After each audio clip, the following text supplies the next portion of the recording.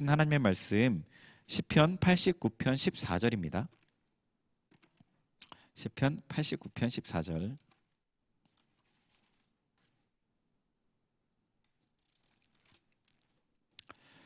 시편 89편 14절. 네, 우리 찾으셨으면 89편 14절입니다. 구약 868면에 있습니다.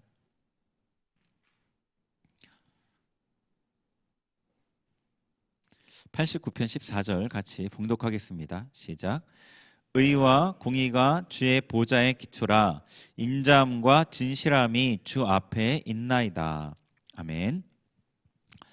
네, 우리 주변에 우리 지체들에게 사랑합니다, 축복합니다 같이 고백할게요. 네, 사랑합니다. 예, 축복합니다. 네, 그래요.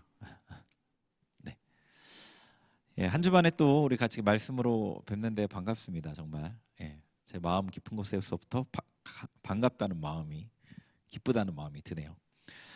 제가 오늘 나눌 얘기는 지금 권위에 대한 얘기를 나누려고 해요. 권위에 대한 전반적인 내용을 나누려고 합니다. 그런데 이게 제가 우리 교회에 부임하고 나서 얼마 지나지 않아서 우리 교회 안에 이 권위에 대한 부분이 좀 걸림이 있구나, 이 부분이 하나님 앞에 해결돼야 될 부분이 있구나라는 것을 알았어요. 그런데 너무나 이 권위에 대한 부분이 중요한데, 제가 사역하면서 다녔던 교회들을 보면 교회가 조금 문제가 있어도 이 권위에 대한 부분이 바로 세워져 있는 교회는 크게 흔들리지 않았었어요. 근데 교회가 권위에 대한 부분이 분명하게 세워져 있지 않으면 작은 문제에도 쉽게 흔들리는 모습들을 봤어요. 이 부분이 정말로 중요하다는 것을 제가 경험으로 알았거든요. 근데 이 부분에 문제가 있다는 게 이 부분에 있어서 영적인 어떤 막힘이 있고 또 미혹이 있는 것이거든요. 그래서 이 부분을 성경을 통해서 분명하게 보고 이해하려고 하는데, 그리고 그 미혹에 대한 부분을 고치려고 하는데 저항이 있겠죠, 아무래도. 그죠? 그래서 여러분이 좀 마음을 열고 들어주시면 좋을 것 같아요. 현대는 권위가 부정되는 상황이죠. 사회죠, 시대죠. 권위가 부정되는 시대예요. 아마도 그 큰 영향은 1960년대 이후에 그 포스트 모더니즘이 주류 그 이념이었잖아요. 절대 이념을 거부하는 그런 포스트 모더니즘이 주류다 보니까 권위에 저항하고 부정하는 게 자연스러워진 것 같아요. 그리고 그것을 되게 멋있는 모습으로 생각하기도 해요. 중학생 아이들이 자기 부모님에 대해서 비속어를 써가면서 자연스럽게 친구들과 욕하고 막 그런 것들이 괜찮은 모습으로, 선생님의 말에 반항하는 모습을 되게 멋있는 모습으로 이렇게 인지한다는 얘기들을 들었습니다. 우리가 그래서 이 국가 권위, 국가 권위도 무너졌죠, 그렇죠? 국가 권위, 부모님에 대한 권위, 선생님에 대한 권위, 영적인 권위, 이 모든 권위들이 무너진 상황 속에서 살고 있어요. 물론 이런 문제들이 일부 그 권위를 잘못 행사한 권위자들도 그 원인을 제공했지만, 이 권위에 대항하는 이 흐름이 생기다 보니까 인정되어져야 하고 존중되어져야 하는 그런 권위들도 부정되고 있습니다. 그런데 이 권위라는 것은 최고의 권위자이신 하나님께로부터 오는 것이기 때문에 존중되어져야만 하거든요. 우리가 이런 세상의 흐름 속에 살다 보니까 우리도 이런 것에 영향을 받죠. 그러다 보니 교회 안에서조차도 권위에 대한 부정적인 태도를 찾기 어렵지가 않아요. 권위에 대한 성경적인 바른 이해, 그리고 태도를 우리가 배우고 세워야 하죠. 이 부분이 해결되지 않으면 하나님과 관계가 제대로 될 수가 없어요. 하나님이 모든 권위의 주인이시라니까요. 자, 본문 말씀을 읽었죠. 지금 89편 14절, 이 말씀이 여러분 익숙한 구절인지 모르겠어요. 저는 성경을 읽다가 어느 날 이 말씀이 확 눈에 들어왔어요. 그러면서 하나님의 어떤 원리를 하나 깨달았거든요. 14절에 다시 한번 읽어볼게요. 시작. 의와 공의가 주의 보좌에 기초라. 인자함과 진실함이 주 앞에 있나이다. 아멘.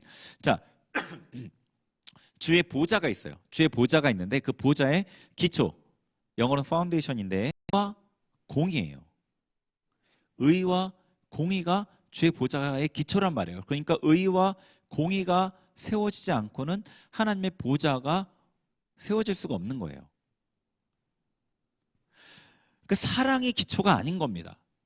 하나님의 통치를 의미하는 보좌의 기초는 사랑이 아니고 의와 공의예요. 의와 공의라는 것은 하나님의 뜻, 하나님의 어떤 공의, 하나님의 뜻이 이루어지는 것, 이런 거잖아요.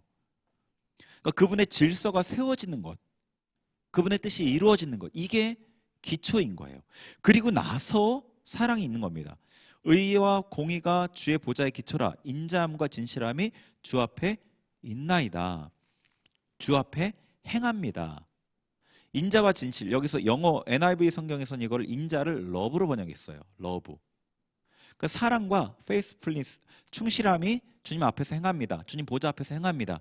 그러니까 의와 공의가 주의 보좌의 기초로서 보좌가 공고히 세워지고, 그리고 나서 사랑이 주님 앞에서 나타나는 거예요. 공의가 세워지지 않고는 사랑이 있을 수가 없는 겁니다. 그래서 예수님이 죽지 않으시고는 우리를 용서하시고, 하나님의 공의가 이루어지는 곳에, 그분의 뜻이 이루어지는 곳에, 그분의 통치가 이루어지는 곳에 사랑이 흘러가는 거예요.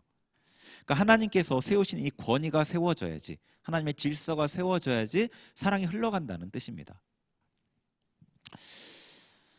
하나님께서 세우시는 그 권위를 인정하는 것, 그게 곧 하나님의 통치를 인정하는 거죠. 그래서 이 권위라는 부분이 그렇게 중요한 거예요. 여러분이 예를 들어서 어떤 왕이 있는데, 여러 지역을 다스리는 왕이 있는데 속국에 사신을 파견을 해요. 명령을 사신을 통해 내려요. 대부분 그러죠. 근데 그 사신의 명령을 안 들어요. 그럼 왕의 통치가 이루어지지 않는 거죠. 왕이 직접 가야지만 말을 들어요. 왕의 통치가 제대로 이루어지지 않는 겁니다. 그러니까 하나님께서 세우시는 권위가 인정되는 것이 하나님의 통치가 이루어지는 것이고, 그곳에 하나님의 사랑이 흘러간다는 거예요. 이게 아주 기본적인 원리입니다. 공의가 먼저예요. 공의가. 그래서 하나님은 이 권위를 아주 중요하게 여기셔요. 아주. 그래서 구약의 몇 가지 사건을 보아도 이걸 분명히 알 수 있는데, 권위와 관련된 하나님의 반응을 볼 수 있는 몇 가지 사건이 있어요. 두 가지만 보도록 할게요. 민수기 12장에 보면은 첫 번째로 민수기 12장 사건을 볼 수 있는데, 모세와 미리암과 아론이 나와요. 그중에 미리암과 아론은 모세의 형이고 누이죠. 미리암이 누나고 아론이 형이에요. 근데 어떤 이유인지는 정확히 안 나와 있는데 모세가 구스 여인을 첩으로 들여요. 그러니까 하나님의 그 가정 원리는 일부일처잖아요. 그죠? 그러니까 첩으로 들인 것 자체가 잘못인데, 그 여자가 구스 여자예요. 구스는 지금의 에티오피아 지역이거든요. 그러니까 흑인, 이방인이에요. 이방인과 결혼하면 안 되는데 첩으로 들였을 뿐더러 그 여인이 이방인이었어요. 그러니까 모세가 정확하게 잘못된 거죠. 그 미리암과 아론이 이 모세의 잘못을 비방했습니다. 물론 모세 아론이 누나고 형이니까 뭐 충분히 뭐 잘못한 거에 대해 얘기할 수 있었을 것 같은데, 그들이 모세를 비방하는 말의 내용이 좀 이상해요. 민수기 12장 2절 보여주세요. 네, 같이 읽겠습니다. 시작. 그들이 이르되 여호와께서 모세와만 말씀하셨느냐 우리와도 말씀하지 아니하셨느냐 하매 여호와께서 이 말을 들으셨더라. 아멘. 자, 지금 모세가 잘못한 일은 구스 여자를 첩으로 들인 일이 잘못인데 다른 얘기를 하고 있어요. 다른 얘기로 딴지를 걸어요. 하나님이 계시하는 그 부분에 대해서 얘기하면서 너와만 하나님이 말씀하시냐? 우리랑도 말씀하지 않냐? 아마도 이 아론과 미리암은 동생 모세가 이스라엘 백성을 이 주도하는 게, 그 모든 결정을 주도하는 게 마음에 들지 않았나 봐요. 하나님께서 모세에게 말씀하셨고 그 말씀을 모세가 이스라엘 백성에게 전했단 말이에요. 모세가 결정하는 것과 것처럼 보였겠죠. 하나님이 결정하는 거지만 그게 마음에 들지 않았나 봐요. 그래서 구스 여자를 들인 일을 빌미로 이 모세의 권위를 비방하고 있는 거죠. 근데 하나님께서는 모세를 통해서 이스라엘 민족을 애굽에서 이끌어내셨고, 아론은 모세를 돕기 위해서 불렀어요. 그러니까 아론과 미리암은 모세를 세우신 그 하나님을 비방하고 있는 거죠. 그러자 하나님께서 개입하셔서 이 모세와 아론과 미리암을 불러요. 셋을 딱 불러요. 그리고 책망하죠. 모세는 하나님의 온 집에 충성하고 하나님을 대면하여 아는데 너희가 모세를 비방하느냐라고 책망하시면서 진노하시고 떠나요. 그러자 미리암에게 문둥병이 들어요. 그래서 아론이 아마 미리암과 모세보다도 더 특별하게 친했나 봐요. 형제 중에서도. 미리암이 문둥병을 들고 놀라가지고 막 회개하면서 미리암을 회복해달라고 모세한테 간청을 해요. 모세가 하나님께 간청했음에도 하나님의 그 징계는 7일을 지속하고 나서 7일간 미리암은 진 밖에 머물게 됩니다. 그러니까 여기서 뭘 알 수 있죠? 모세가 이 잘못한 일이 있지만, 그리고 미리암과 아론이 모세의 형이고 누나였지만 하나님께서 세우신 권위를 거스르는 아론과 미리암을 징계했다는 거예요. 모세의 잘못보다 권위를 비방한 잘못이 하나님 앞에 더 컸던 거죠. 그리고 그들이 비방했던 것은 모세의 그 잘못 그 자체를 말한 게 아니라 하나님이 세우신 권위에 대한 비방이었거든요. 첫 번째 사건이 이걸 보면 하나님의 권위를 대한 하나님의 마음을 볼 수 있고요. 반응을 볼 수 있고요. 두 번째 사건은 민수기 16장에 유명한 사건이죠. 가데아 바네스 정탐 이후에 일어난 사건이에요. 이스라엘 백성이 가나안 땅 근방에 이르러서 12명의 정탐꾼을 가나안 땅에 보냅니다. 그 땅이 어떤지를 알아보기 위해서. 돌아온 정탐꾼들이 가나안 땅에 대해서 나쁜 보고를 하죠. 그 땅은 좋은 땅은 맞다. 그런데 거인 족속이 거하고 있기 때문에 우리가 그곳에 들어가면 모두 다 잡혀서 포로가 될 거다. 이런 나쁜 보고를 해요. 그들의 보고를 듣고 이스라엘 백성 막 울고 불고 난리를 피우죠. 그러면서 모세와 하나님을 비방하고 대적합니다. 하나님께서 이스라엘 백성을 다 멸절해 버리려고 했는데 모세의 간청으로 멸하지 않고 12명 중에 10명만 죽이시고, 악평한 10명이죠. 2명은 악평하지 않았죠. 나머지는 나머지 이스라엘 백성은 광야에서 유리방황하면서 죽어갈 것을 말씀하셨어요. 이제 이스라엘 백성들의 마음이 어떨 것 같아요? 지금 애굽에서 모세만 보고 이제 하나님이 역사하신 것을 봤죠. 애굽을 나왔단 말이에요. 광야 그 진짜 정말 척박한 그 땅, 물도 없고 너무 덥고 낮엔 너무 덥고 밤엔 너무 춥고 그곳에서 진짜 고생해서 여기까지 왔단 말이에요. 근데 이제 못 들어간대. 너네 광야에서 돌다가 죽을 거래. 물론 자신들이 잘못해서 이런 일이 생기긴 했지만 너무 화가 나는 상황이었던 것 같아요. 그래서 여기서 하나님의 이 말씀 앞에 완전히 굽히지 못하고 고라와 다단과 아비람 이 세 명이 당을 지어서 모세를 대적해요. 이 사람들은 지금으로 하면 교회의 장로격인 그런 7세인 사람들이었거든요. 그 사람들이 250명을 데리고 모세를 대적을 합니다. 그들이 문제 삼은 게 바로 모세의 권위였어요. 민수기 16장 3절 같이 읽겠습니다. 시작. 그들이 모여서 모세와 아론을 거슬러 그들에게 이르되 너희가 분수에 지나도다. 회중이 다 각각 거룩하고 여호와께서도 그들 중에 계시거늘 너희가 어찌하여 여호와의 총회 위에 스스로 높이느냐. 아멘. 자, 고라와 다단과 아비람 이 아비람의 자녀거든요. 이 아비람 이 지파가 모세에게 대적했던 것은 왜 모두가 하나님의 백성이고 거룩한 자인데 너가 왕처럼 마음대로 하냐라는 비방이었어요. 이게 요즘 말로 이게 바꿔서 얘기하자면 우리가 모두 하나님 백성이고 모두 다 제사장인데 왜 목사님 마음대로 하세요? 뭐 이런 말이랑 똑같은 것 같아요. 그래서 모세가 이제 하나님 앞에 엎드렸다가 이들에게 얘기를 해요. 하나님 앞에 향로에다가 불과 향을 담아 갖고 나와라. 그럼 하나님께서 택하신 자가 누구인지 하나님께서 보여주신다 라고 했고 250명과의 고라, 다단, 아비람 이 사람들이 향로에 불과 향을 담아서 나와요. 나와서 모세를 또 대적해요.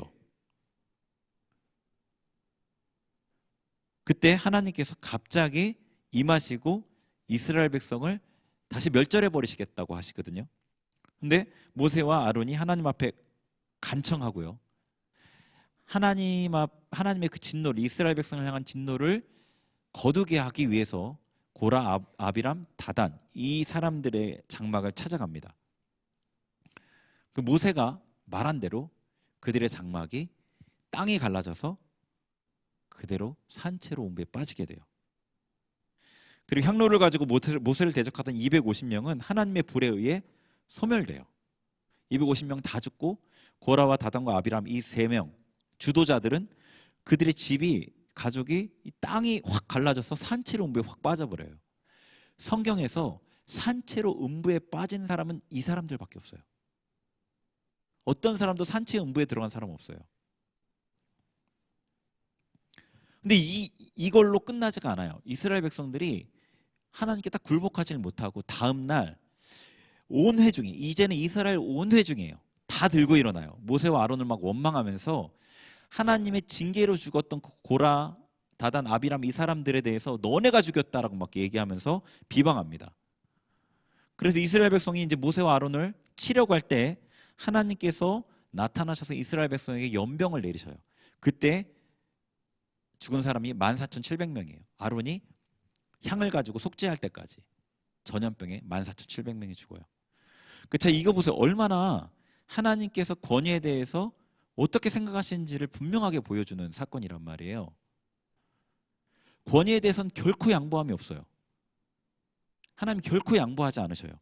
그러니까 이스라엘 백성 전체가 다 들고 일어나도 소용없어요.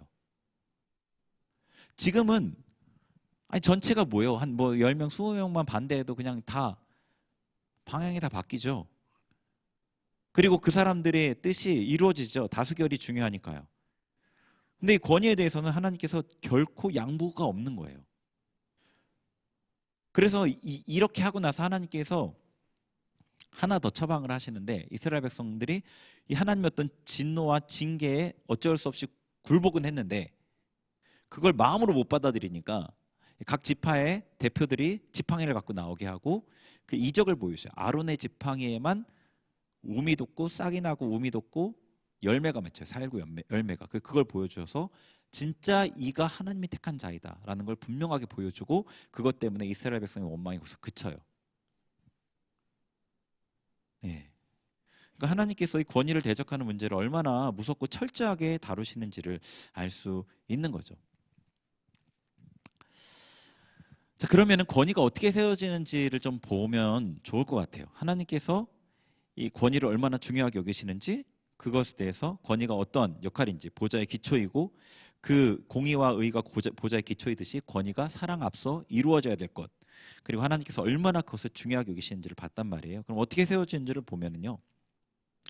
여러 종류의 권위가 있죠. 우리 주변에. 지금 우리가 민수기 12장과 16장에 본 것은 영적 권위지만 우리 주변엔 영적 권위뿐 아니라 여러 종류의 권위가 있어요. 뭐 정부의 그런 권위, 정부와 같은 일반 권위가 있고 부모의 권위도 있고 남편의 권위도 있고 또 그리스도인의 권위도 있어요. 세상을 향한 그리스도인의 권위도 있어요. 근데 이런 권위들을 모두 하나님께 세우시죠. 이 권위자에게 주신 어떤 이 권위는 일종의 능력이기 때문에 그 권위를 대하는 태도에 따라서 순종할 때 유익을 거스를 때는 불이익을 감수를 해야 돼요. 일종의 능력이기 때문에. 그런데 이 기본적인 이런 권위들은 우리가 다 기본적으로 인정을 해야 돼요. 뭐 대통령, 뭐 선생님, 뭐 부모님, 뭐 이런 기본적인 여러분 주변에 있는 권위자들은 기본적으로 인정하고 존중을 해야 돼요. 그런데 이 권위들은 어떻게 보면은 약간 뭐 부모님은 아니지만 제가 뒤에 얘기하는 것이 부모님에게는 해당되기 때문에 부모님은 그렇지 않지만 뭐 대통령이나 뭐 선생님도 그렇고 뭐 얘기하는 여러 권위들 있잖아요. 뭐 회사의 사장, 학교의 총장 뭐 이런 사람들은 권위자이지만 약간 사무적이고 피상적인 관계죠. 그죠?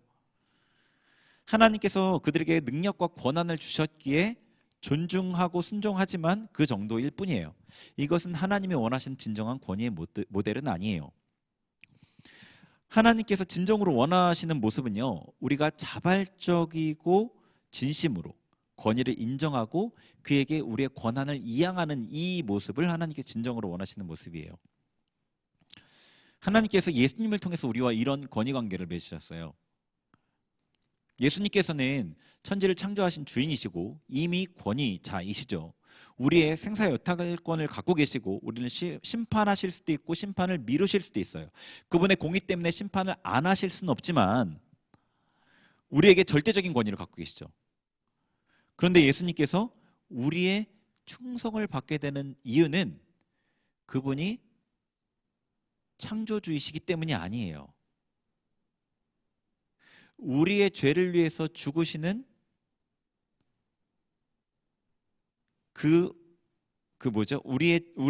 우리에게 무한한 사랑을 베푸셔서 우리를 위해 죽으시는 그 사랑 때문에 우리가 그분에게 자발적으로 순종하는 거죠. 그분의 사랑에 감격해서 온전한 충성을 드리는 겁니다.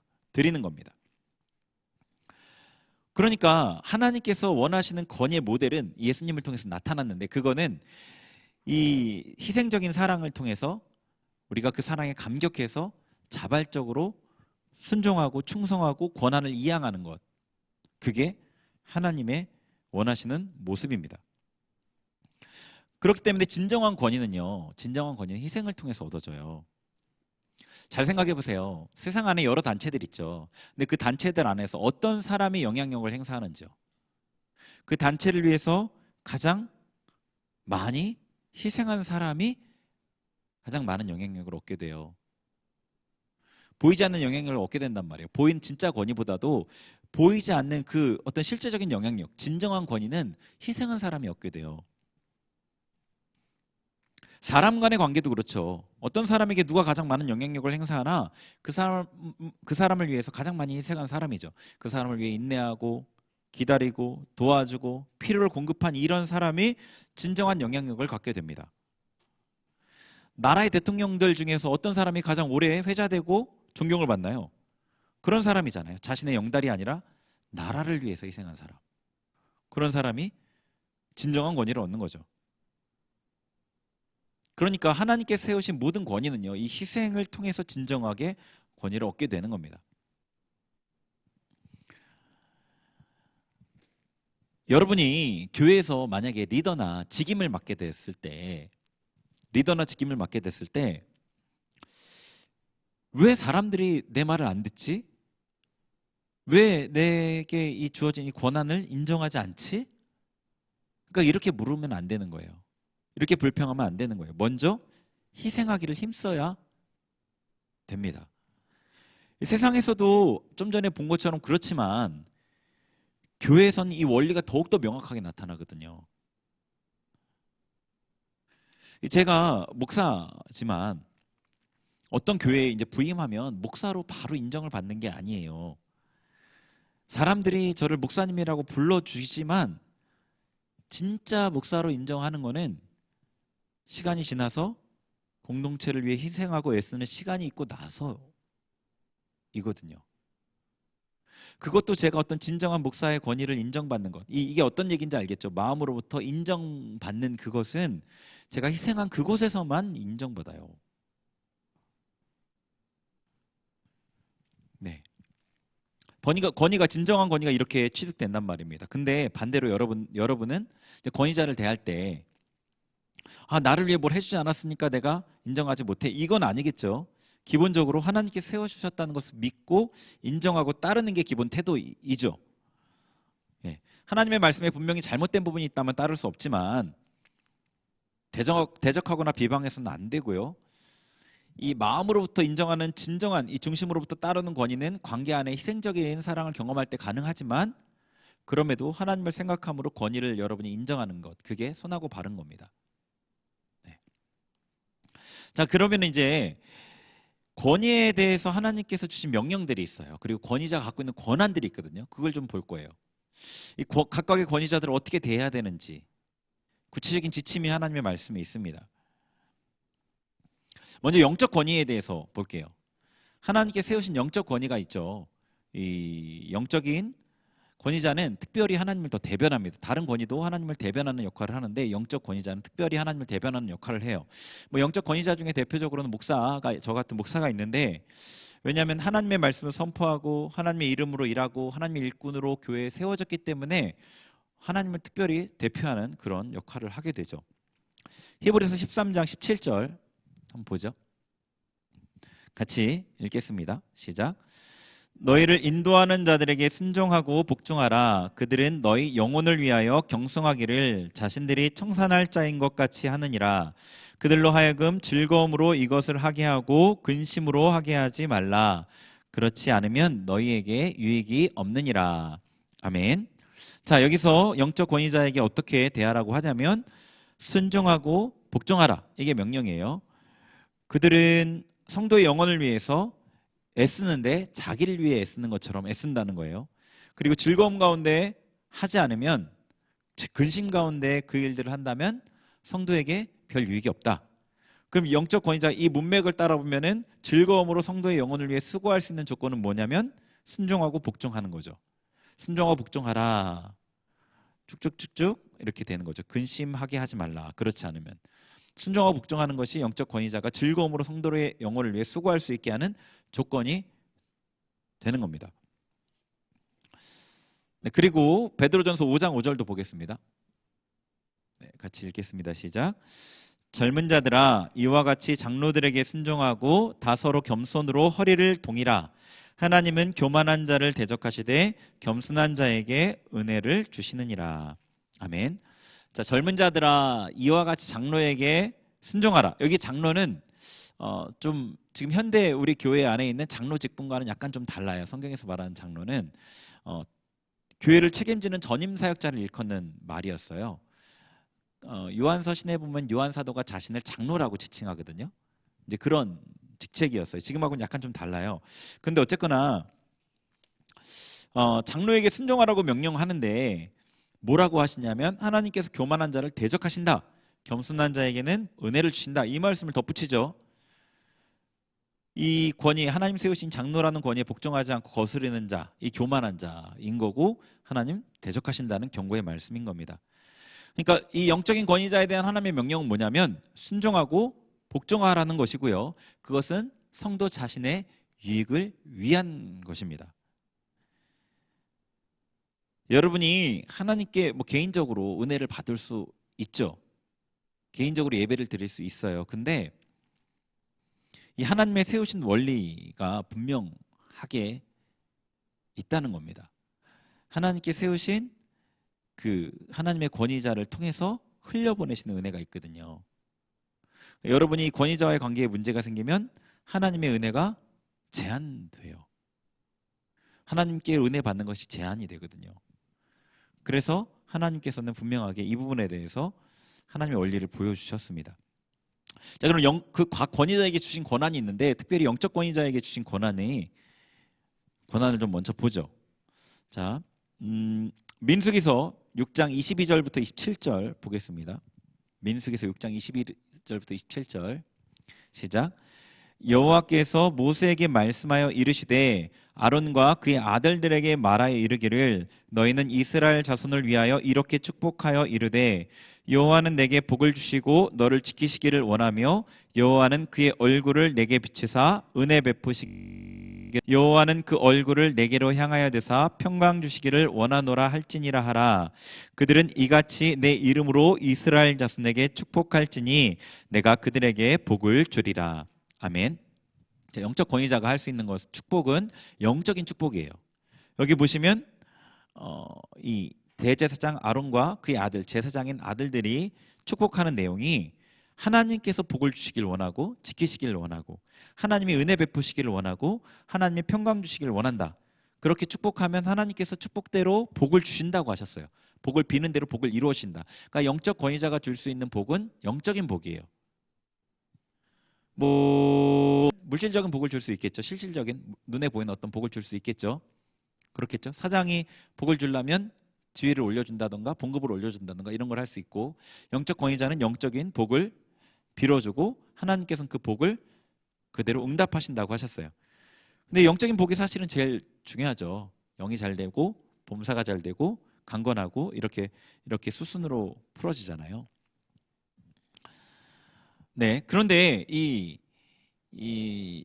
복은 어떤 관계에서 가능하냐면 이 복을 빌어주는 그 대상이 이 복을 비는 대상, 권위자의 권위를 인정할 때 가능해요. 권위를 인정하지 않으면 흘러가지 않는다고요. 인정할 때 가능해요. 예. 그러니까 여러분이 우리 교회에 속해서 은혜를 받고 하나님께 영적인 복을 받고자 하면 권위자를 인정해야 돼요. 세우신 담임 목사님의 권위. 부족하지만 저의 권위, 하나님께 세우셨기 때문에 인정해야 된다는 거죠. 자, 그 다음에 축복뿐 아니라 저주할 수 있는 권한도 있어요. 각 권위자가 축복과 저주의 두 가지 권한이 다 있거든요. 자, 왕하 2장 23, 24절 네, 같이 읽겠습니다. 시작. 엘리사가 거기서 베델로 올라가더니 그가 길에서 올라갈 때에 작은 아이들이 성읍에서 나와 그를 조롱하여 이르되 대머리여 올라가라 대머리여 올라가라 하는지라. 엘리사가 뒤로 돌이켜 그들을 보고 여호와의 이름으로 저주하매 그 수풀에서 앙콤 둘이 나와서 아이들 중에 42명을 찢었더라. 아멘. 되게 좀 잔인한 사건이죠. 엘리사 선지자가 길을 가는 중에 어린아이들이 엘리사 선지자들 막 조롱했어요. 대머리라 대머리라 막 조롱했거든요. 엘리사가 대머리였나 봐요. 그랬더니 엘리사가 여호와의 이름으로 저주했어요. 앙콤 둘이 나와서 아이들을 42명이나 찢어 죽였어요. 예.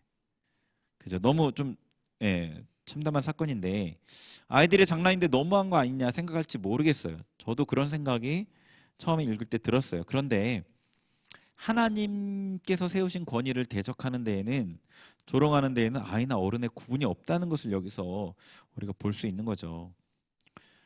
그런데 이 권위자가 저주한다고 모두 이루어지는 건 아니에요. 엘리사가 이 저주하고 저주가 이루어지는 데는 요건이 있었어요. 요건이 있었어요. 잠언 26장 2절 한번 볼게요. 같이 여기도 읽죠. 시작. 까닭없는 저주는 참새에 떠도는 것과 같 제비에 날아가는 것 같이 이르지 아니하느니라. 아멘. 자, 저주 가운데 이유 없는 저주는 이루어지지 않는데요. 반대로 이유가 있는 저주는 이루어져요. 하나님도 레위기와 레위기와 신명기에 저주하시는 게 있죠. 상과 벌에 대한, 복과 저주에 대한 내용이 있단 말이에요. 근데 이게 까닭이 있는 저주여야 이루어지는 거예요. 근데 엘리사가 왜 저주를 했냐면 아이들이 엘리사의 권위를 조롱하고 무시했기 때문에 저주를 했고 그 저주가 이루어진 거예요. 그러니까 만약에 혹시 어떤 이상한 권위자가 여러분에게 막 순종을 강요하고 억압하면서 저주한다고 위협할 때 두려워하지 않아도 된다는 거죠. 여러분이 권위를 대적하거나 조롱하거나 비방하는 이런 일이 없었다면 저주를 두려워할 이유가 없는 거예요. 이유 없는 저주는 이루어지지 않거든요. 그가 뭐 아무리 대단한 하나님의 사람이라도 이루어지지 않습니다. 만약 하나님의 사람이라면 이유 없이 저주하지 않을 거고 이유가 있어도 쉽게 저주하지 않습니다. 하나님께서 레위기와 신명기에 저주를 기록하신 이유가 이스라엘 백성을 위해 그러셨던 것처럼 하나님의 사람이라면 결코 자기의 기분이나 입장을 따라서 이런 일을 행하지 않을 거예요. 자, 영적 권위에 대한 얘기를 나눴어요. 순종하고 복종해야 되는 게 영적 권위에 대한 태도이고, 그리고 그가 복을 내릴 수도 있고 저주를 빌 수도 있죠. 근데 실행자는 그 사람이 아니라 하나님이시라는 거는 분명한 것입니다. 그 다음에 두 번째 일반 권위가 있어요. 일반 권위가 이제 세상에 있는 권위자들이잖아요. 아까 얘기한 대로 대통령, 사장, 선생님 이런 사람들이에요. 근데 이들도 하나님께서 이들에 대해서 우리가 어떻게 해야 될지를 명령하셨어요. 자, 로마서 13장 1절 읽겠습니다. 시작. 각 사람은 위에 있는 권세들에게 굴복하라. 권세는 하나님께서 나지 않음이 없나니 모든 권세는 다 하나님의 정하신 바라. 아멘. 하나님의 말씀이 너무 명확하죠. 그렇죠? 세상에 있는 권위도 하나님께서 세우신 권위니까 굴복하라는 거예요. 여기서 어떤 이견이 있을 수가 없어요. 그리고 이제 뒷부분의 내용은 우리가 읽지 않았지만 이들에게 하나님 주신 권한을 통해서 잘못한 자에게는 벌을 주고 형벌을 주고 선을 행하는 자에게는 칭찬과 상을 준다고 돼 있어요. 그래서 이들이 부분적으로 하나님의 공의를 이 땅 가운데 이루는 역할을 한다고 말씀하셨습니다. 물론 세상의 권세자들 중에 사리사욕을 위해서 악을 행하는 자들도 많습니다. 그들은 하나님께 심판을 받을 거예요. 그렇지만 세상 권세에 대한 기본적인 우리의 자세는 순종입니다. 그러니까 저는 이런 하나님의 말씀을 근거로 볼 때 데모나 촛불 집회나 어떤 단체에 행동, 어떤 그 법의 범위를 벗어나는 어떤 단체 행동 등은 성경적이지 않다고 봐요. 그러면 사회가 부패해지고 권세자들이 불의를 행하고 악법이 세워질 때 어떻게 해야 되는가? 그냥 가만히 있어야 되는가? 저는 수동적인 저항을 해야 된다고 봅니다. 적극적으로 법을 어기지 않고 기도하면서 법 안에서 할 수 있는 저항을 해야 한다고 생각해요. 세상에 세우신 하나님의 권위를 인정해야 되기 때문에 그래요. 반대로 혹시 세상의 권세가 하나님의 권세를 공격하고 침범하는 경우에는 좀 더 적극적인 저항을 해야겠죠. 그렇지만 그때도 무력을 사용한 저항이 아니라 세상의 권세를 따르지 않는 저항이에요. 계시록 13장에 보면은 짐승 정권이 세상을 장악하고 나서 세상의 모든 권세를 장악하고 나서 이 믿는 자들을 핍박을 하거든요. 그때 사로잡힐 자는 사로잡혀 갈 것이요 칼에 죽을 자는 마땅히 칼에 죽을 것이니 성도들의 인내와 믿음이 여기 있느니라. 무슨 얘기냐 때문에 잡아가고 죽이고 핍박하고 이렇게 할 때 맞대어서 힘으로 싸우는 게 아니라 잡혀가는 대로 잡혀가서 죽고 감옥에 갇히는 대로 갇혀가고 그게 성도들의 믿음이다. 그러니까 성도들은 예수님을 믿는 자를 죽인다는 그 핍박 앞에서 같이 무력으로 싸우는 게 아니라 하나님의 말씀에 순종함으로 저항하는 거예요. 하나님의 말씀에 순종함으로 끝까지 믿음을 지킴으로 순종함으로 저항하고 이기는 게 성도들의 인내와 믿음입니다.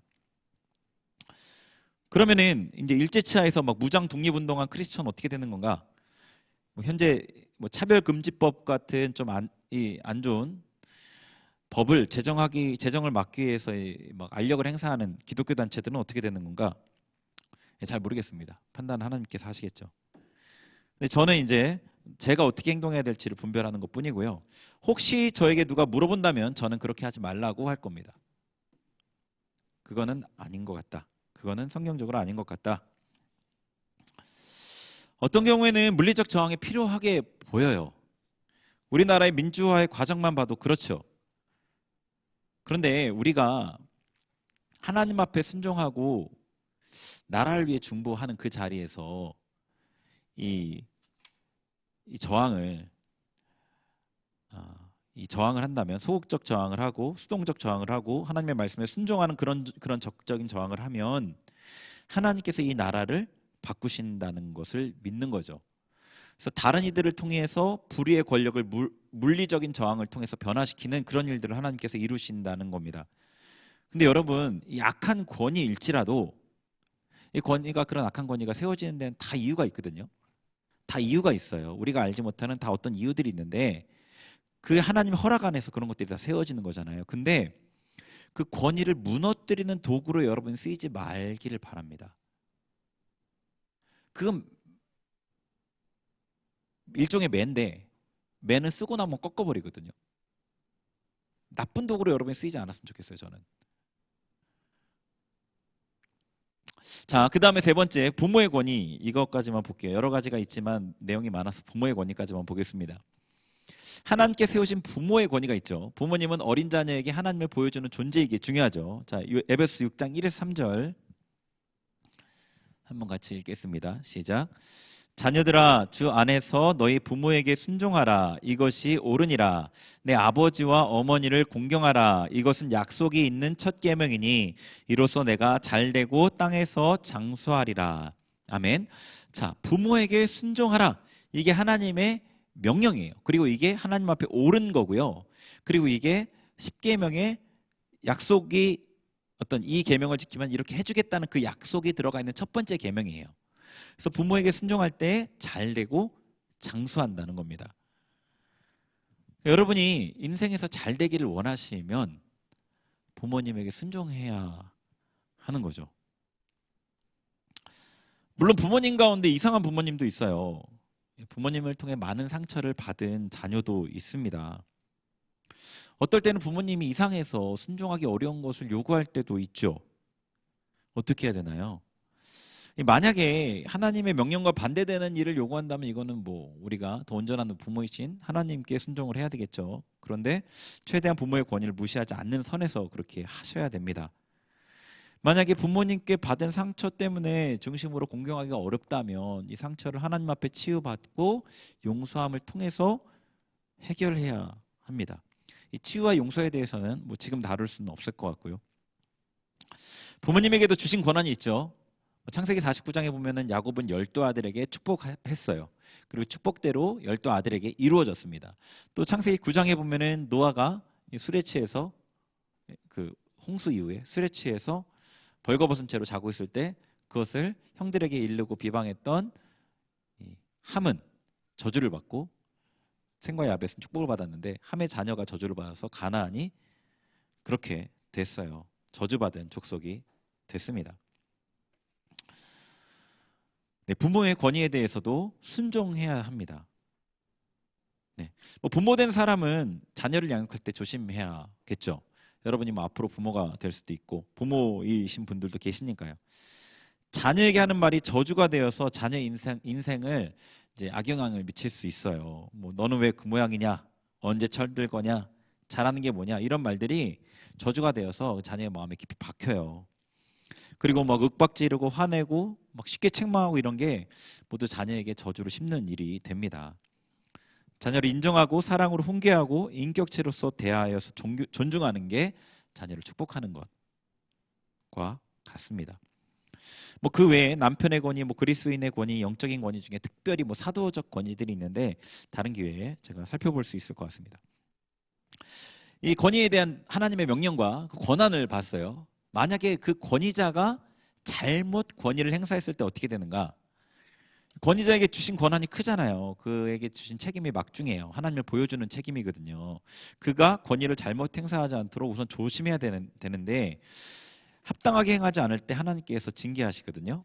자, 말라기서 2장 1절부터 3절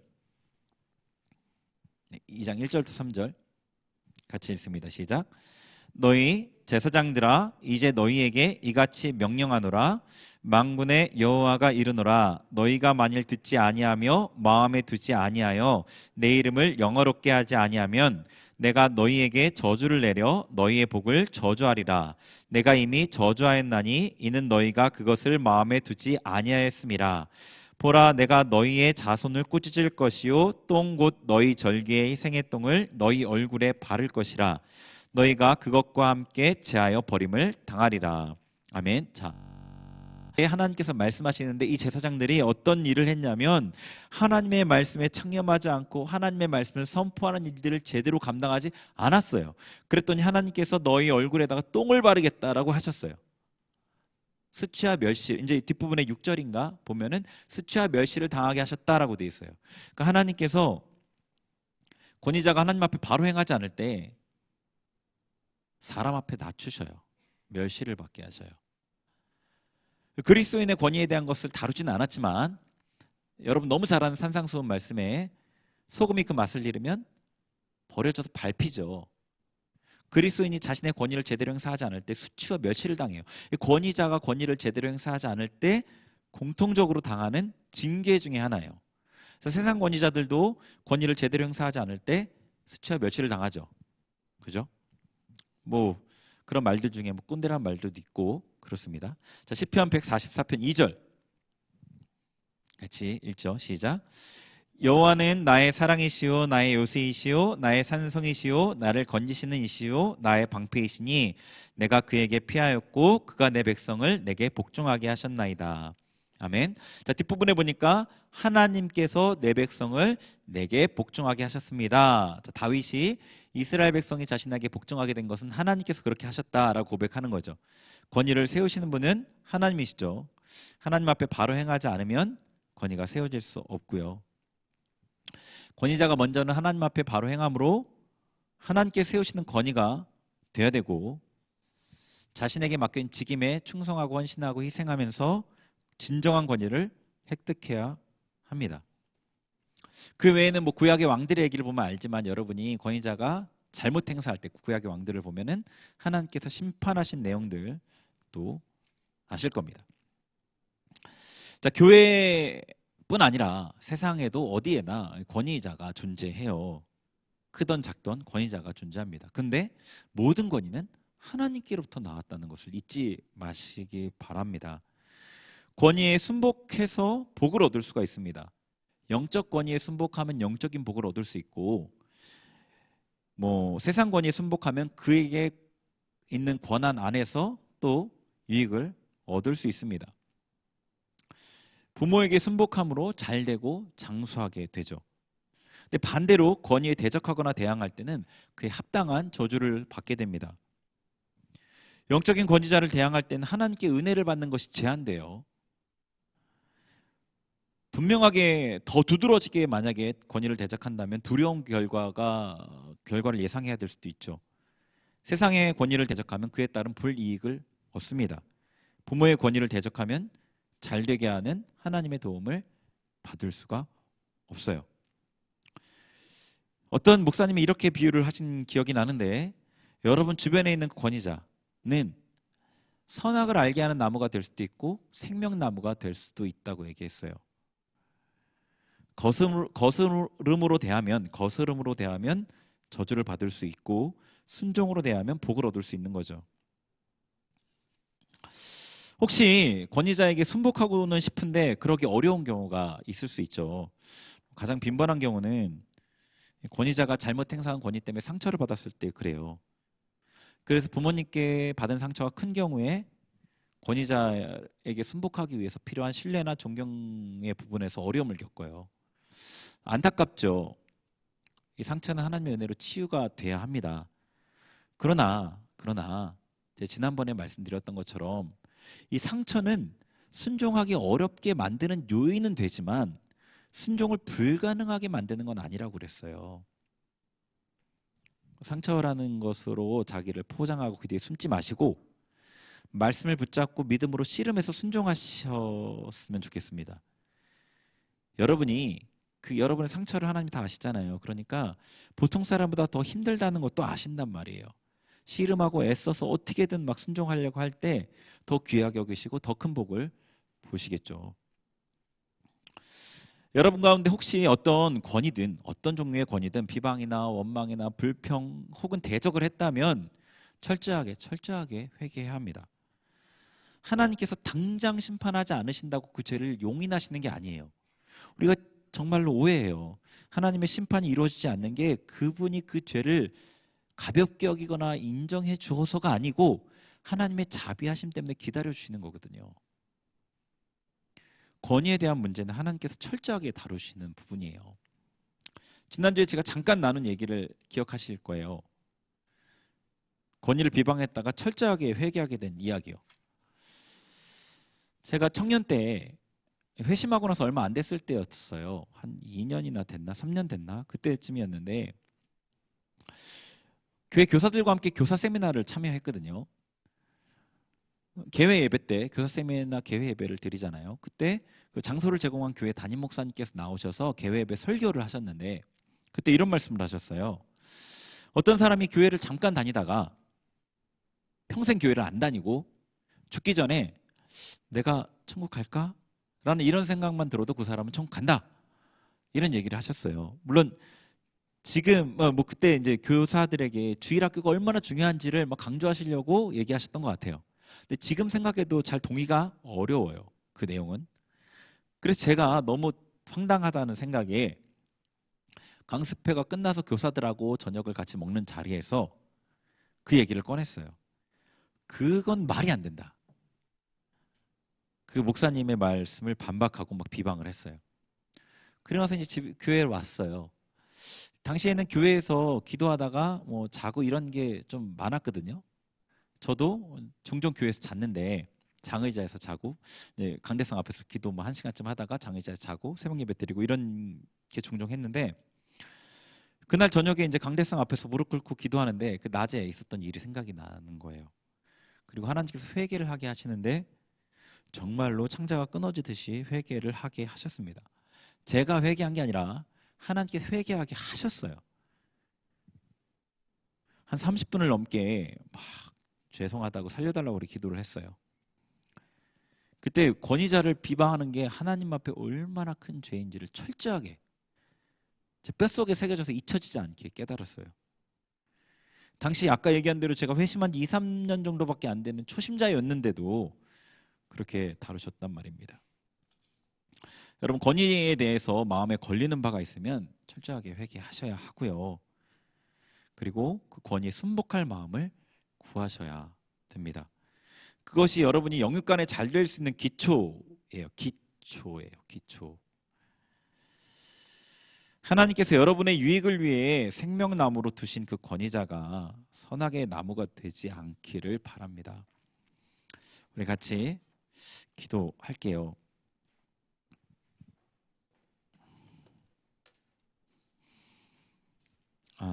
잠깐 같이 나눈 대로 하나님 앞에 회개부터 할게요. 우리가 어떤 권위든지, 영적인 권위든지 세상의 권위든지, 부모님이든지 선생님이든지 우리 주변의 권위자들에 대해서 비방하거나 원망하거나 불평하거나 대적했던 것들이 있다면 하나님 앞에 회개하길 원합니다. 주님, 용서해 주세요. 제가 잘 알지 못해서 그랬습니다. 저를 불쌍히 여겨주시고 제 이 모든 죄로부터 깨끗하게 하여 주세요. 우리 주님 앞에 간절히 주님의 이름을 부르면서 기도하겠습니다.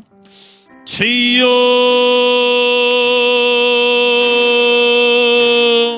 주여, 주여,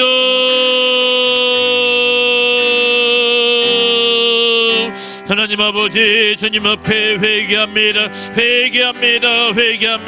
할렐루야 카르와리아라 캄마와에르. 하나님 권위를, 아버지 세상의 권위든 영적인 권위든 어떤 권위든 하나님께서 세우셨음을 우리가 깊이 알지 못하였습니다. 할렐루야 캄마와에르, 할렐루야 캄마와에르. 순복하지 않고 순종하지 않고 복종하지 않고 대적했습니다. 아버지 비방했습니다. 불평했습니다. 원망했습니다. 죄 용서하여 주옵소서. 죄 용서하여 주옵소서. 회개합니다. 할렐루야 칼루알레 캔메웨르 히알라 카르와리아라 캔메웨르 히알라 칼루알라 세르와리아르 할렐루야 캔메웨르 히알라 칼루알라 세르와리아르. 성령 하나님, 회개형으로 우리 가운데 임하여 주옵소서. 할렐루야 카르와리아르. 각 사람의 심령 가운데 회개형으로 임하소서. 할렐루야 칼루알라 캔메웨르 히알라 칼루알라 세르와리아르 할렐루야 라리아라 캔메웨르 할렐루야 카르와리아르 할렐루야 칼루알라 세르웨르. 아버지 앞에 정결함을 얻게 하소서. 할렐루야 라리아라 칼루알라 캔메웨 히알라 카르와리아르 히알라 칼루알라 세르웨르 히알라 카르와리아르 히알라 카르와리아르 히알라 칼루알라 캔메웨르 할렐루야 라리아르 히알라 칼루알라 세르웨르 할렐루야 라리아르 할렐루야 히알라 카르와리아르 할루알라 카르와리아르 할렐루야 라라 캄마웨르 히알라 카르와리아르. 진리의 성령께서 우리 가운데 하나님의 마음을 보여주옵소서. 할렐루야 카르와리아르 히알라 칼루알라 세르와리아르 할라칼루알라 세르와리아르 할렐루야 라리아르 캄마웨르 히알라 카르와리아르 할렐루야 캄마웨르 할렐루야 캄마. 우리에게 하나님의 사랑을 보여주시며 하나님의 공급함을 허락하시길 원하여서 우리 주변에 주님 권위자를 세우신 하나님의 마음을 알게 하시고 하나님의 명령과 하나님의 말씀대로 우리가 순종하며 나아가게 하소서. 할렐루야 카르와리아르 히알라 카르와리아르 히알라 카르와리아르 히알라 칼루알라 세르와리아르 할렐루야 네켈루알라 캔메웨르 히알라 카르와리아르 할루알라 카르와리아르. 히알라 카르와리아르 할렐루야 히알라 카르와리아르 히알라 칼루알라 세르와리아르 히알라 카르와리아르 할렐루야 캄메웨르 할라 카르와리아르 할라 카르와리아르 캄메웨르 할렐루야. 성령님 충만하게 우리 가운데 역사하여 주옵소서. 할렐루야 히알라 카르와리아르 캄메웨르 히알라 카르와리아르 히알라 카르와리아르 캄메웨르 히알라 카르와리아르 할렐루야 캄메웨르 히알라 칼루알라 세르와리아르 히알라 카르와리아르 할렐루야 캄메웨르 할렐루야 칼루알라 세르웨르. 아버지, 찬양하겠습니다. 주님의 공의를.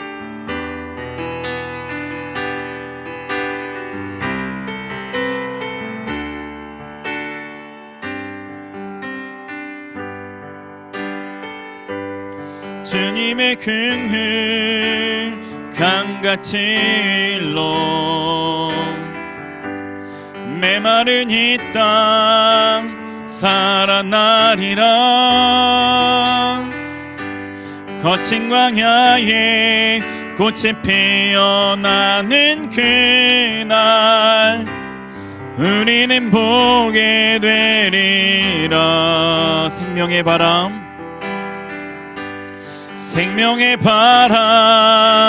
이 땅 불어와 메마른 뼈들 살아나리라. 죽었던 영혼 주께 노래하는 그날 우리는 보게 되리라. 기뻐하라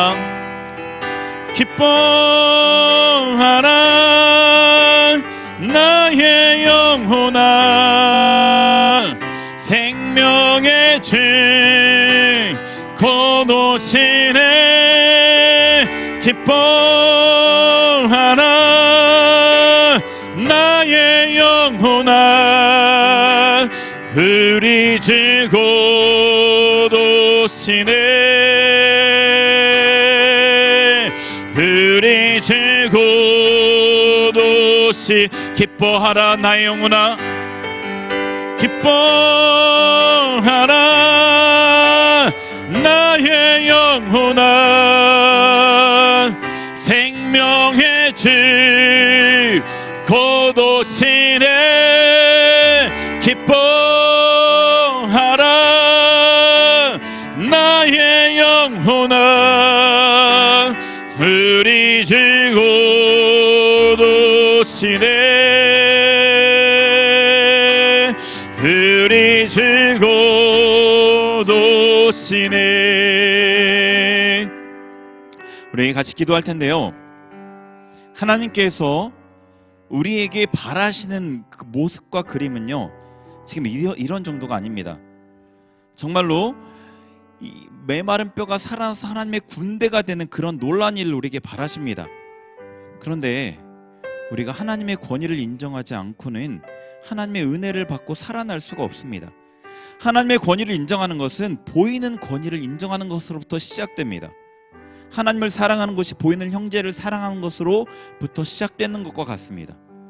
여러분, 하나님 앞에 제가 권위를 인정하는, 하나님의 권위를 인정하고 하나님이 나의 왕임을 인정하고 내 주변에 하나님이 세우신 권위자를 인정하여서 정말로 하나님 앞에 순복하는, 하나님께 순복하는 자가 되게 해주세요. 하나님 앞에 나의 삶을 온전히 드리는, 말로만이 아니고 입술로 기도하는 것만 아니라 정말 중심으로 주님을 섬기기를 간절히 원하는 그런 자가 되게 해주세요. 우리 하나님 앞에 우리를 살리시고 변화시키려는 그 하나님 앞에 우리의 뜻을 모아서 우리를 드리길 원합니다. 우리 주님의 이름으로 부르면서 같이 기도하겠습니다. 주여 주여 주여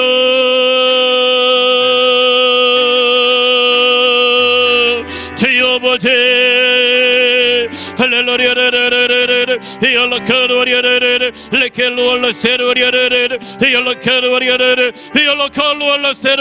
우리 가운데 임하여 주옵소서. 우리를 회복시키시며 우리를 하나님의 군대로 세우시고자 하는 하나님의 그 뜻을 우리가 바라봅니다. 그때 우리가 바라봅니다. 우리를 세우시며 우리를 살리시며 우리 하나님의 뜻을, 하나님의 길을 예비하게 하시는데 우리를 사용하시기를 원하는 하나님의 뜻을 바라봅니다. 주여 하나님의 권위를 인정하며 하나님의 왕되심을 인정하며 하나님 앞에 순복하는 삶으로 나아가게 하소서. 하나님께 세우신 권위에 순복하는, 아버지 먼저 순복하는 삶으로 나아가게 하소서.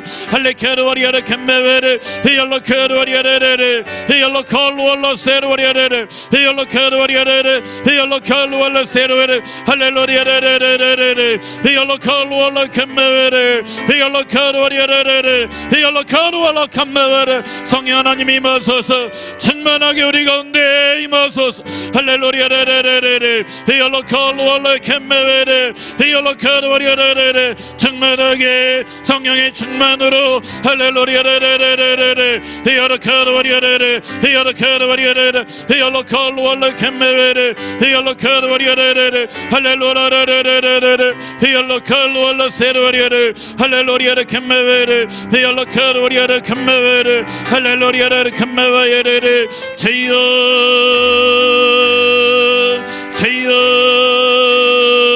제여 힘하소서 힘하소서 할렐루야 캄메베레레레 기뻐하라 나의 영혼아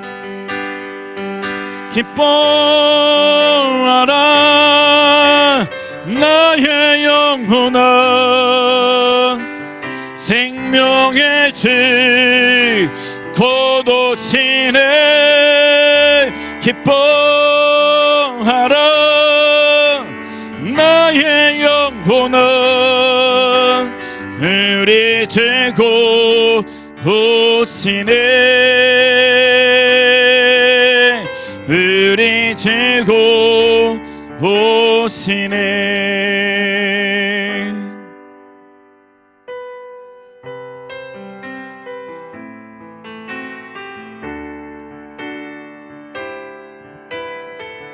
영원한 사귐에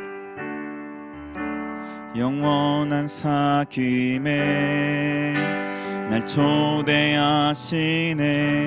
주님을 누리며 사는 것 날 지으신 대로 날 부르신 대로 주님과 함께 걷는 삶 이것이 영원한 삶 이것이 영원한 삶 참 하나님과 그 아들 아는 삶